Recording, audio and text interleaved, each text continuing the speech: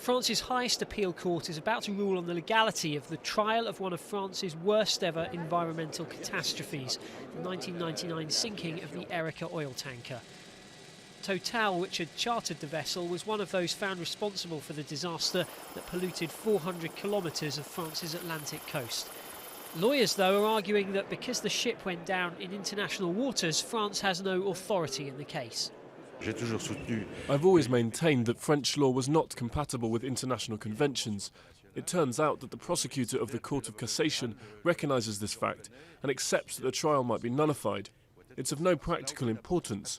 All the fines have been paid, more than 100 million from FIPOL, the 200 million that Total paid before the trial, and the 200 million paid to the victims after the trial. All that's done, so there's nothing material at stake. And yet for many observers, the stakes don't seem so trivial.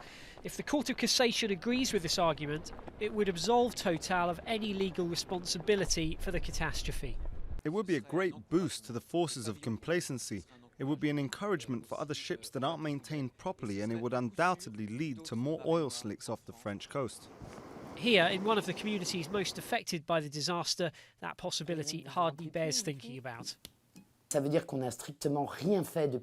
would be like we haven't moved forward since the Amoco-Cadiz spill in 1978. Polluters won't pay and they'll never be found guilty. And I think for France, for the French coast, it would be seen very, very badly.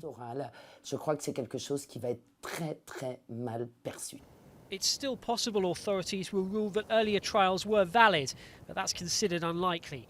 But striking down earlier decisions means uncharted waters ahead in identifying maritime responsibility.